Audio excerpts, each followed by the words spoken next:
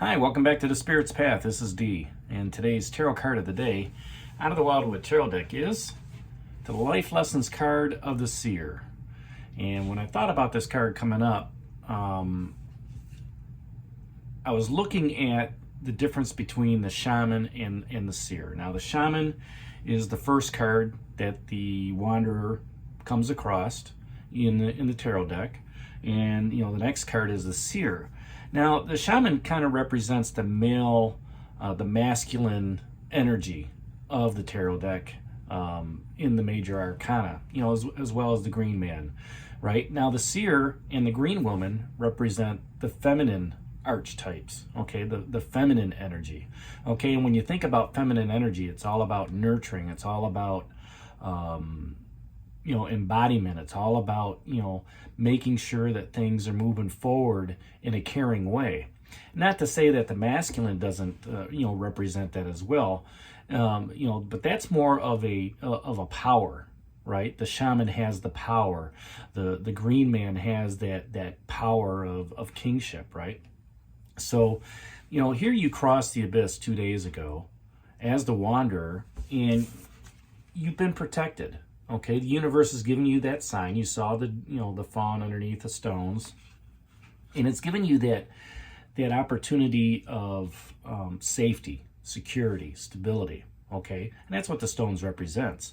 All right, and it's also giving you that opportunity to hold on to things that are important and dear for you. I didn't talk about that yesterday because the message was coming through, but as I thought about it more today, it's holding on to things that are dear, okay, that you want to protect as well, whether that's in a relationship, whether that's in a career, whether it's in your social settings, however you want to look at it. So you crossed the abyss, you saw the deer, you sat down underneath that protective blanket of the universe, of the spirit guides, your spirit, keepers watching over you. And out of the woods comes the Seer. And she is wearing a cloak of wisdom, all right? And she's drawing on the wisdom of the world tree that she represents, all right? And it may not be the same world tree that you're representing, but she's drawing on the wisdom of the world tree. She's able to touch the roots and touch the base, touch the branches, all right, and you have that caring, nurturing ability to look into what's going on within the wildwood forest, as a Seer does. A Seer kind of gazes into a crystal ball, or in this case a pool of water, to determine the path set forward by the Wanderer, okay, or the querent of whatever the question may be. Just like the Shaman, she's got all four elements at her disposal. She's got the water in the pool, okay, she's got the bows in that staff that she has. She has an arrow necklace, an arrow on the staff, which represents a creativity and a fire. And she's also got the stability of the earth in the bowl that the water's holding, okay? And a lot of times when you look at the elements, the air and fire go together, the water and the earth go together, okay? And one of the things that really jumps out at me on this card is right there in the center stone, holding up, right where my finger's at, is the labyrinth leading up to the world tree. So here she has that wisdom, that knowledge of her path that she must follow through, and then she can see that in the pool. She can feel the stability of what's going on and still have that creative power, through the air and the bow energy of moving forward. And she comes to you at a time that, as you're starting your journey moving forward, there's an emphasis on looking into that pool that's in the stone. She sees your journey already.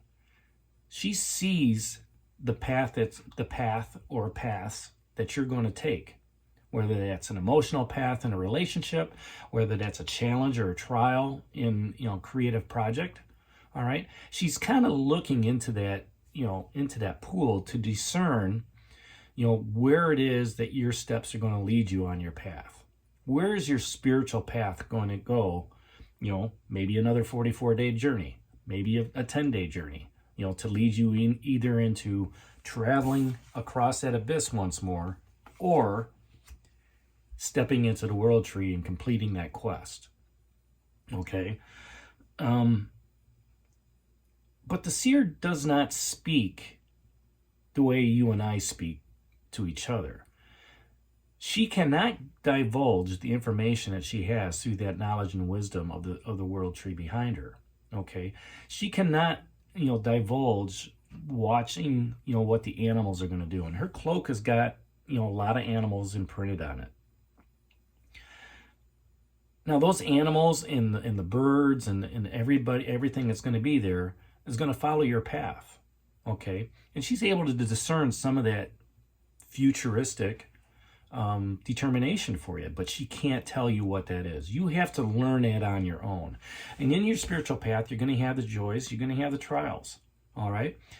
But if you listen very carefully, okay, and intently sit down with the seer in a meditation practice, even though she's speaking in riddles, she's going to give you glimpses of what your relationship's going to look like. And you may ask her, hey, what's my relationship with so-and-so? And when you're sitting there quietly and you're thinking about that, relationship, and you're meditating on it, the seer's going to come through and show you some glimpses of how to improve it, what to watch out for, things of that nature. And by listening intently and discerning those messages, you're then able to gain the wisdom that you need to continue on in that relationship, right? Or, ask the important questions that you want to ask, to that significant other. And that's just an example. You can use that in a career opportunity where, you're looking for a new position, all right, and you just want to know the direction. Sit down, meditate on the seer, and let her speak through you, show you glimpses of what that path is going to be like moving forward. So, the seer gives you that opportunity to, sit through and gather that insight. But the piece of that is you have to be still, all right? And that's what she represents. She represents insight and stillness, and a lot of that's from within, all right? It's much like the hooded man, where you're in that hibernating area. Okay, it's cold out, but you're looking within. Okay, she's trying to tell you to slow down, be still, listen to the wind, listen to the furnace just kicked on. Listen to the furnace kick on, and listen to the hum as the blower picks up speed. Feel the heat as it comes out the vent, right? That's that stillness. That's that insight that you can gather from that. And you're probably thinking, okay, well, what does that gather for you, Dee? Well, what that tells me is that there's an everlasting warmth, all right? The fire, the creativity energy that's there, right? The opportunity to listen and understand, if you're outside with the wind blowing, okay, which way is it coming from? How does it feel, right? What is the message on the wind? Spring's on the way, right? Could be turbulent. It could also be an opportunity to look at it and say, this is a good time to let things go because it's a dying phase of winter, right? So she acts as a guide for you as you're moving forward, as you're listening intently, being still. She's a guide to that soul to help manifest the creative and the artistic works that you have, okay? The opportunity to sit down and put a plan together, a caring, nurturing plan of moving forward in how you want to, be in a relationship, how you want to work with your career, how you want to be out there with your friends, okay, in a social settings. And whatever that instinct or stillness or whatever that message is, it helps with the creative flow. It helps with that artistic work that she also represents, all right, as you're moving forward. As they can give you the inspiration of doing more creative projects, right? Even with your significant other, okay, or a creative project at work, making things, sure things are in order as you're moving forward. And, while you're doing that, what happens is it ends up changing the world a little bit, the world that you live in, right? Even just the simple creative and inspiring, gesture of saying hi to somebody, brightening their day, right? The seer sees all that as that's on your path, okay? So focus that power that she's giving you right now. Focus the intent and the stillness in meditation practice. Listen to the messages that she has for you, and then let it flow. Let it flow through you, okay? Let the old stuff die out, all right, and bring in new energy. And let that flow and let that manifest that inner spirit that you have, all right, to help with bringing joy, happiness, peace within your world and within your community, okay, and wherever you're at. And just take pleasure in that nurturing and caring aspect that she represents, with others, your significant other in a relationship, the people that you work with, even people that are on the street, like I said, just saying hi to somebody and, wishing them a good day. So that's the card of the day out of the Wildwood Tarot deck, the Seer. Hit that like button for me, subscribe to the channel, share it with others, give me a thumbs up.